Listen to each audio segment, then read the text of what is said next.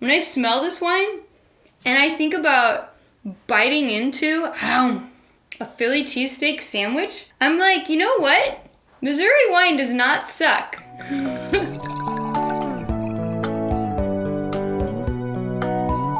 Hey, what's up? It's Madeline Paquette. I am a wine expert at winefolly.com, where we learn by drinking. When we think of American wine, it's predominantly centered in on the West Coast. We think California, Oregon, Washington. But the truth is, that's not at all where America got its start. In fact, we'd be looking at places like New York and Missouri. This brings me to the somewhat unbelievable story of Stonehill Winery. Stonehill Winery is actually one of the oldest established wineries in America, first created in 1847. It was centered in on this tiny town of Herman, which at the time had 11,000 acres of grapes planted all around. Stonehill Winery was actually the second largest producer of wines in America. And it wasn't just crappy bulk wine that they were making.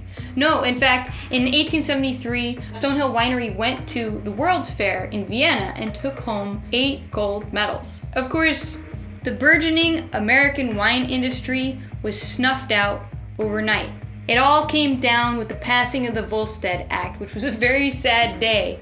Actually, almost 100 years ago, October 28th, 1919, when we ran like fools into the Prohibition era. Please, let's not let this happen again. From a wine expert's perspective, Missouri is not a place you would expect to find fine wine. In fact, those Midwest frigid winters paired with those hot, humid, muggy summers are not a place you would grow wine grapes. But that's not what Herman and Stonehill Winery is making. In fact, they specialize in what is called hybrid varieties. These are grape varieties produced with indigenous American varieties spliced with European grapevines to make new species of grapes. That's exactly what I have here with this bottle of Chambourcin. Let's find out if Missouri wine has potential. Okay, well, taking a look at the wine, it is a medium purple color, which might indicate a wine with slightly lower acidity because of the blue tint on the rim, or I'm not sure yet. On the nose, super peppery wine. It smells like you tossed a huge amount of black pepper into some dried or baked blackberries. It's kind of brambly. There is a distinct mineral note too. It almost reminds me of crushed wet gravel. And then all of that varietal smell is sort of wrapped around with the smell of oak aging. I smell clove, brown sugar, baking spices, that kind of thing, which kind of overwhelms this wine actually a little bit. Let's give it a taste. Woo!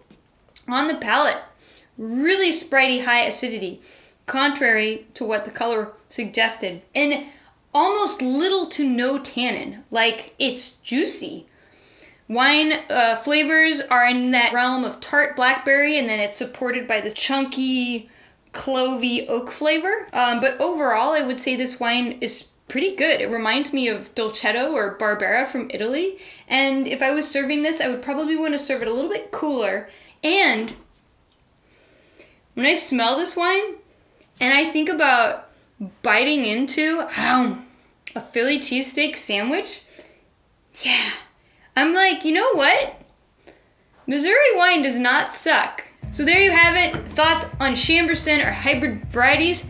Definitely post a comment. And if you want to learn more about hybrid grape varieties from America, we have a really awesome article on that and on indigenous American grape varieties, Native American species. These are extremely rare varieties that are starting to get an interest again as people are looking towards what we can do best here in America. Tell me what you're drinking, and until next time, cheers.